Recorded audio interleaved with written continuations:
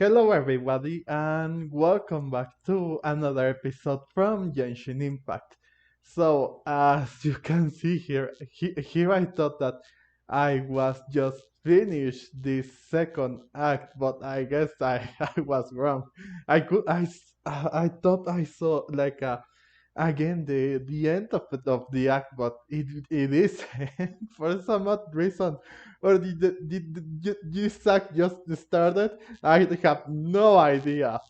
But 2 hours? No, more than more than 2 hours. Actually, I think it was like 4 hours. It took me to just do like the introduction of the second act. What? It took so long. And here I thought that I was already done with it, but I guess I am. I am. I am not done with this. And there is Act 3 and Act 4, unfortunately. Completed. Oh, I can see my progress about this. But, okay, so I can. No, not even Tagnaris like this. It's the long. So Nilus and Tagnaris are the ones that will tell me when this act is over, but I am still in Act 2. Come on! But anyway, so if you remember from last video, I was able to finally wake up from the dream, and uh, thankfully, Junior Sad is doing okay. I guess it doesn't seem like she's in a precarious situation like we thought she was. That she passed away because of the same disease that colleague has. That's good. Oh, they really got me last 2 episodes. Well, the last episode because she didn't appear on the dream, and we thought she passed away. I guess that Nahida, there's like controlling Catherine, did a really well job trying to keep Junior sad, like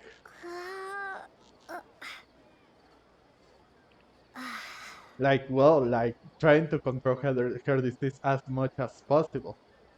So here she is, but now we have to find out who's behind this and so many stuff. And also it is almost time before the 3.2 comes out. It is just a few hours before Nilus and Albedo's banner go away, as you can see. 2 hours from now. But let's make that three. And at 5, at least my time, will the servers will be updated, so I won't be able to play this as much as well. I won't be able to play the next like art conquest, so I guess I should hurry. Also, the shop also reset since November 1st, so let's collect that. And also, I will be also doing a video later, trying to wish for Nahida or Lesser Lord Kusunali, and hopefully I will win the 50-50 and also get Jean as well. Well, yeah, we got Jean because I have like if I wish for Lesser Lord Kusunali or Nahida, I will have like around 20 no 30 standard wishes, and hopefully I could get Jean. It's not possible because of course it isn't, but I also want her. She's the only oh, she's the only like 5-star character from the standard banner that I am missing. It was that one, and this upon in order to raise Nahida and Milu. So I guess I do think that for this matter I will have to use Sino, maybe Nilo, the Traveler, and probably someone else. I don't know.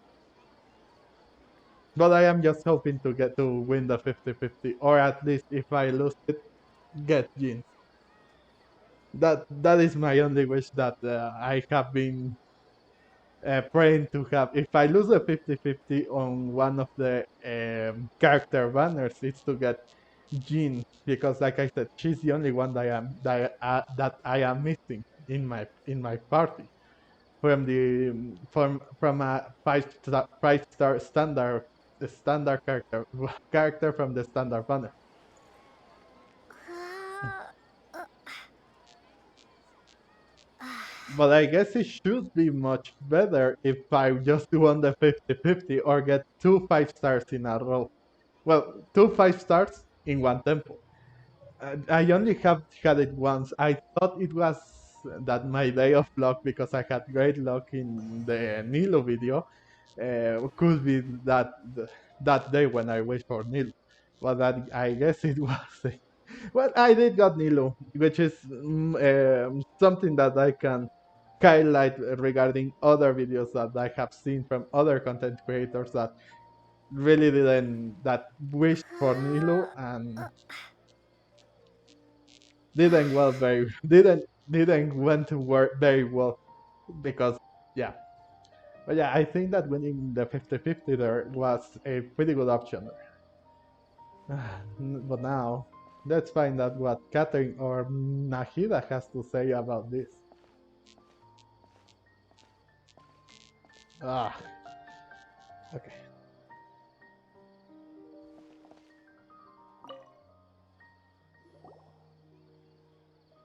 you're actually Nahida, aren't you? Paimon felt like Catherine was acting weird when we met at the Sabzerus Festival. And Dunyarzad, did you save her? It's a really long story. We shouldn't disturb her.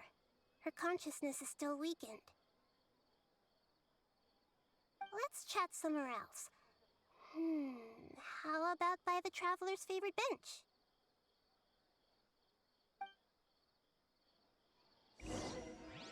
It's not my favorite bench. What are you talking about? Okay, talk to Nahida. So yeah, it was her. It was her that they really tried to control her Dunyarzad's disease by some amazing miracle. Like I really thought that this act was going to be over and that we were going to be in the third act right now, but I guess I was wrong.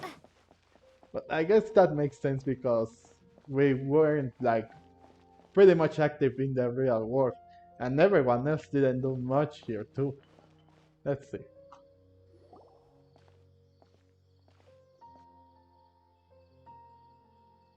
Let's talk about Dunyarzad first. It's such a relief that she's alright. After we parted on the last day of the Sabzerus Festival, I left the city and saw what the traveler had described. Among the countless dreams, I found one that was growing fainter and fainter. This proved my suspicion. Once Dunyarzad could no longer bear the Akasha harvesting her dreams, her consciousness began to dissipate. But this also meant it escaped the Akasha's control. Such a small fragment of consciousness can't last for very long, though. It will return to its original dream, where both will gradually fade until they completely disappear. I used all the power I had to keep her dying dream alive as long as possible, but it still wouldn't have lasted for much longer if it hadn't been for you two breaking the Samsara. So it looks like we did manage to save Dunyarzad in the end! And not a moment too soon! Yes, way to go, me. A very happy ending. No, I don't think this is a happy ending, but it was truly a miracle that first of all I was able to find the person that was um, the owner of the dream, and also that we were finally able to break the samsara. Huh? Why are you two smiling so happily? I thought you'd be so moved that you'd start crying. I need to spend more time observing human emotions. Both are fine.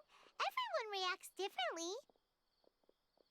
Alright, you two must have a lot of other questions for me, right?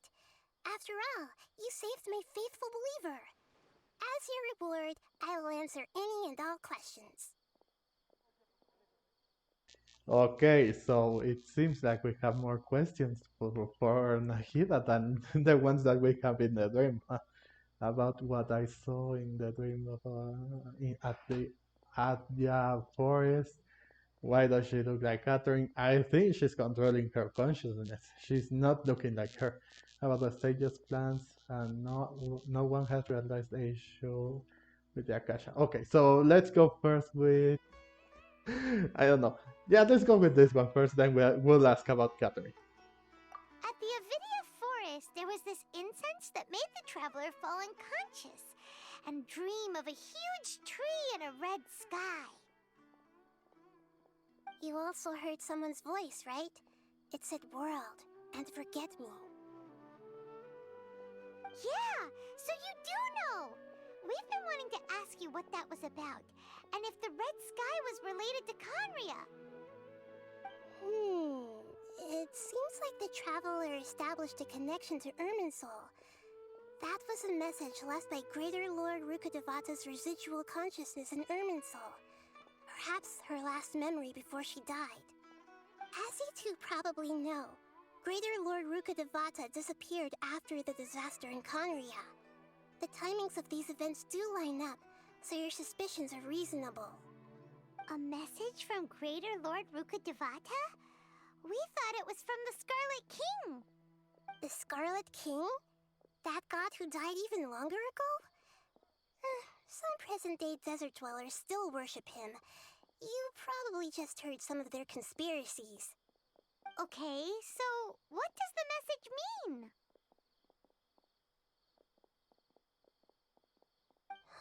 I still haven't managed to decipher it.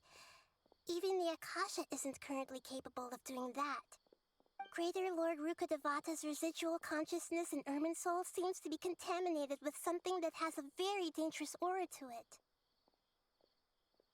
Many devoted scholars go mad as soon as they connect their consciousness. I've warned the Academia about this many times, but people still keep falling victim to it. But I believe this is the key to saving Irminsul. That's why I've kept trying to decipher it. So the tree in the vision was Irminsul? Oh, Tainari also said that Irminsul is sick! Is it because of the contaminated consciousness? But even if you can't figure out what that vision was all about, it seems like our search for you was all in vain. The traveler wasn't affected after coming in contact with that consciousness. I've never seen anyone like that. With you here, we may have a chance at deciphering it. No, we must decipher its secrets.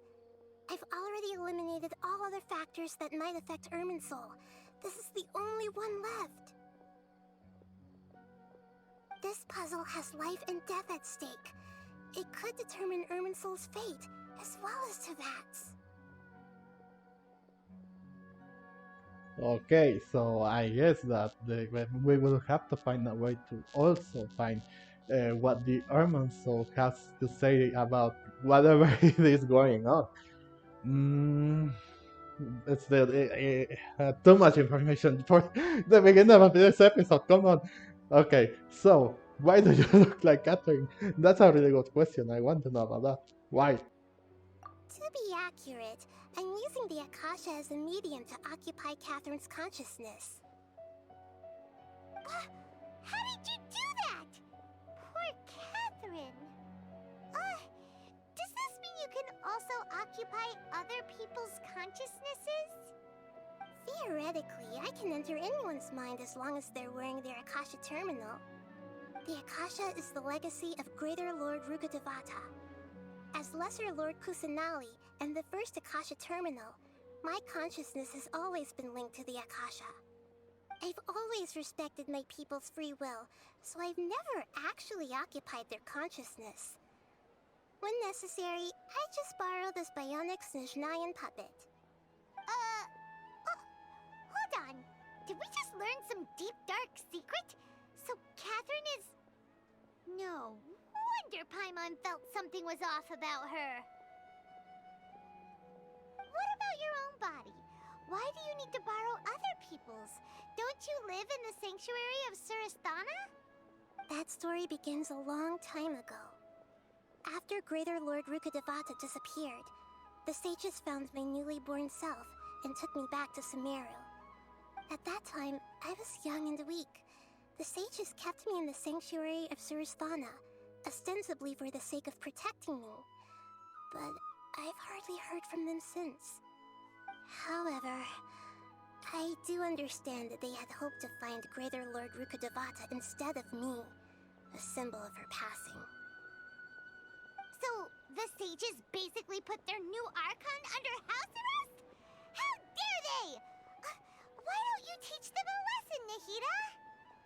In some ways, they aren't wrong. Greater Lord Rukkhadevata was omniscient and omnipotent. Even after her death, the Akasha is still empowering this nation. And I'm still really far away from being able to call myself the God of Wisdom. Moreover, the Academia is also more proficient at governing this country. My existence has little meaning. Well, given the fact that she has helped other people, not too many, but uh, well, some of them like trying to encourage them, like doing your stuff and giving also all like visions and whatnot to everyone else around her. It's trying to, she's at least trying, but of course, being a lesser lord than Rukkhadevata was, it really doesn't help. And her power is still not into her fullest potential. I wouldn't say she's an excellent god, an excellent archon, but I do think that she's trying hard and she's achieving it. And also, I can't believe that Catherine is a puppet from Neshnaya. Come on. Well, that is really dark and everything. Yeah. Moving on. Yeah, you got a lot of believers. Just look at the Sabzerus Festival. Everyone who showed up truly loves you. Thank you for the kind words. But I honestly don't need physical freedom as long as I can connect my consciousness to the Akasha. Trying to find a way to save Irminsul is my life's mission and top priority. I will work on that, and try to live up to being a deity in the meantime. Every once in a while, I will also take up the duties of the God of Wisdom and enlighten a lost soul here and there. Doing all that, there's never been any big problems with the Academia's governance of Sumeru. This is the first time I've seen them step out of line. I wonder what caused them to go down this path, and what they hope to achieve. Even though the city's residents haven't noticed anything strange, if the traveler hadn't broken the Sabzerus Samsara, the situation could have become dire. I tried to do some investigating in the Akasha, but I couldn't find anything suspicious. And all the people of interest seem to purposely avoid wearing their Akasha terminals. I think they're deliberately trying to hide something. Oh, that reminds Paimon. In Gandharvaville, there was a sage who had invited Kainari to join some kind of project. Could it be related? Regardless, I need to first investigate the sage's motives, make things right, and punish them if needed. But I'll have to be discreet, or they'll see me coming. You mean how the Akasha stops you from having dreams? Yeah, it's been such a long time. No one's noticed something's up? It's not that no one noticed. It's more like no one cared. Ultimately, it's all rooted in the sage's misdirection. Misdirection? The sages convinced everyone to believe that being unable to dream is a sign of rationality and wisdom. Not dreaming is a badge of honor in Sumeru. Even if the truth is that their dreams are being reaped by the Akasha. With their propaganda in place, the sages can maximize their use of the Akasha to facilitate their research. Besides, Greater Lord Rukkhadevata must have created the Akasha in the hopes that it could be used to its full potential. That's why I've never come out strongly against this. Anyway, the perspective advocated by the sages drowned out any voices of doubt.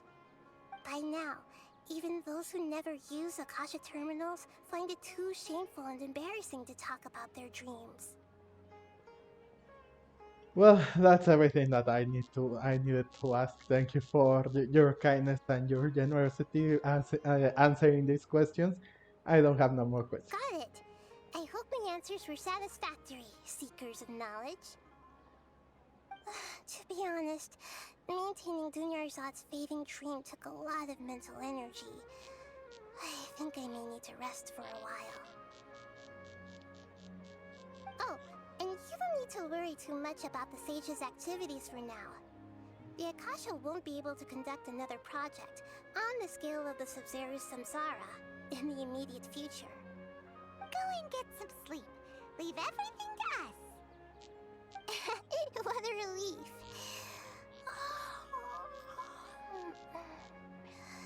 This is truly the most exhausting birthday I've ever had.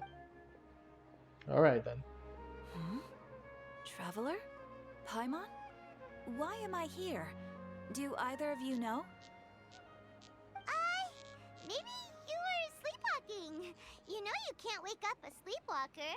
We happened to walk by, so we thought we'd wait for you to wake up. Oh, that's why I wonder if it's smoke face. She's like, seriously, Paimon? Seriously? You came up with that with this idea? I see. Huh. I should visit my maintenance personnel sometime. Oh, I'm fine. I better go. Thank you. So she's a Snezhnaya puppet, huh? We've spent quite some time in Sumeru City, but ever since we last said goodbye to Lesser Lord Kusanali, we haven't heard anything from her. Oh, we can't just keep waiting around like this. Let's go find Catherine and pick up some work so we can at least keep ourselves busy. Well, what? She already left. Okay, so the well, that's not important. Oh, now we end. Ah, come on! I should have just waited a little longer. Well, I guess this ends the second act of this Archon quest. Ooh, 900. Ooh. So I guess this should end this video as well. Thank you so much for watching, and if you enjoyed this video and want to see more of this, please consider to subscribe so you don't miss on any content that I may upload in the future. And also, if you like this video, please consider to like it and comment down below. Thank you so much for watching, and as always, I will see you guys in the next video. Bye!